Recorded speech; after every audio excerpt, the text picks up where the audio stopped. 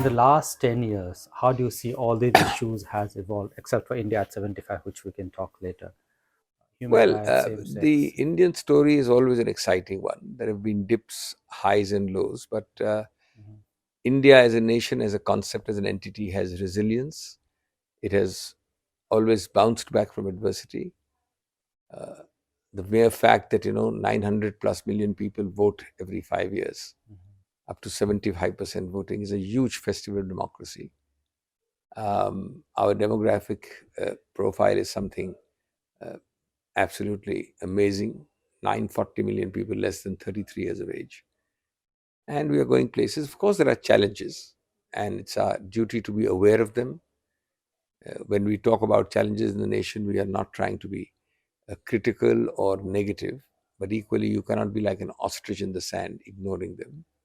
There are challenges of taking people together, challenges of maintaining the independence of institutions, not weakening or undermining them, challenges of arising from the diversity of India. It's planet Earth's most diverse spot. US likes to think itself as a melting pot or a salad bowl. They have to redefine those words when you go to India.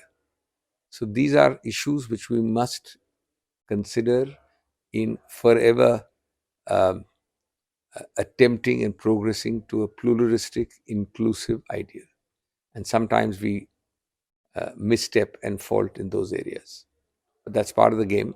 As long as we are aware, as long as we have the willingness to understand these points of view, I think it's going to be all right. You have been in the Indian political system for decades, right? What's the biggest challenge India is facing right now? Well, this is going to be my 18th year in Parliament. Uh,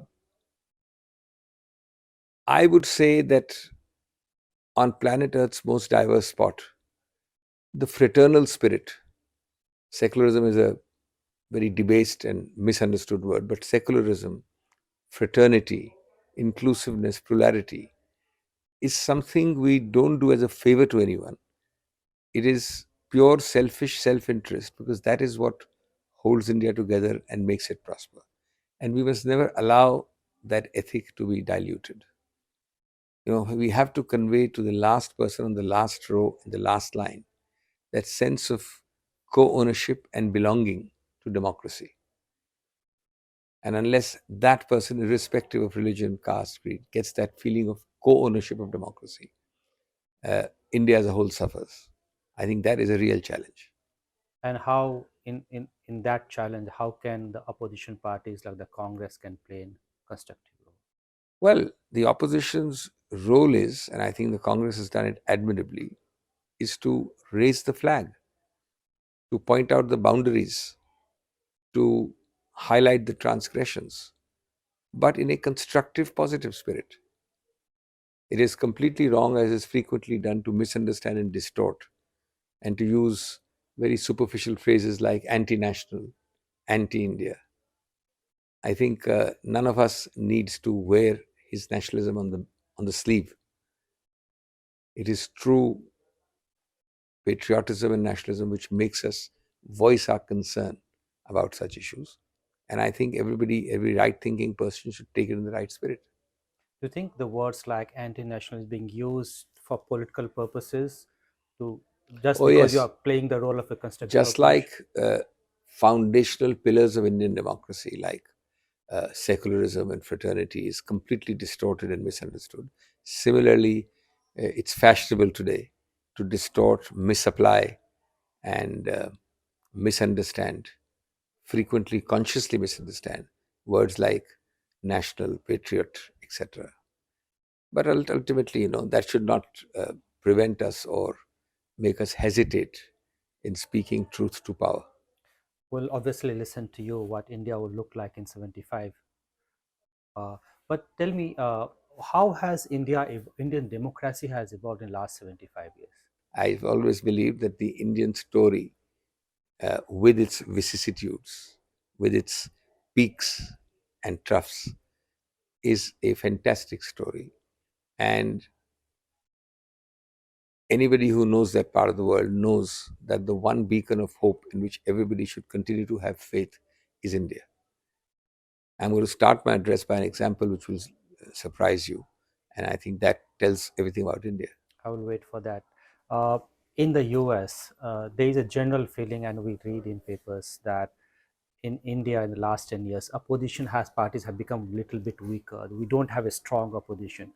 And academics here say that a strong opposition, not being a strong opposition, not good for a democracy. Well, democracy is about numbers. And at one level, strong and weak is judged by numbers. It was the same opposition which hardly a decade ago remained in power successively twice. So the same thing can't be strong or weak immediately. You're judging it by numbers. And that's the cycle of democracy. That's what you have to respect. But equally, I think a majoritarian government should not rub its hands with glee at saying, look, I made you weak, or look how weak you are. It is part of that interaction, dialogue between both sides, which makes for a vibrant democracy. And remember, the chaos and cacophony of democracy is its strength. There was an era, and I have no hesitation in saying so, when the smallest, I won't call it weakest, the smallest numbers evoked the greatest respect. You had the Nehruvian era, even the Vajpayee era. So I think we need to not look down condescendingly at numbers. We need to understand that it's the spirit of democracy, irrespective of the numbers, which matter. One last question on India-US relationship. As a Congress party, how do you see the relationship now, and where does it Well, go? this, of course, is a peak of the romance and the love story, and we are very happy about that. Uh, our natural, spontaneous relationship with the US has always been one of liking, close interaction. After all, the greatest and largest democracies of the world, shared values, a tremendous soft cultural exchange, and of course, the multitudinous business and educational exchanges make them natural allies. But today we have achieved a new height in that, and I think it's all for the good, it's all for the better, but with one caveat. Our relationship with this country should never be judged through the prism of how good or bad we are with other countries. India's relationship with several other entities also has to maintain its special and unique relationships.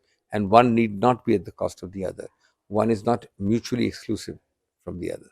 This you are basically telling the US about the India-Russia relationship, right? No, I don't think it's a unifocal statement. Mhm.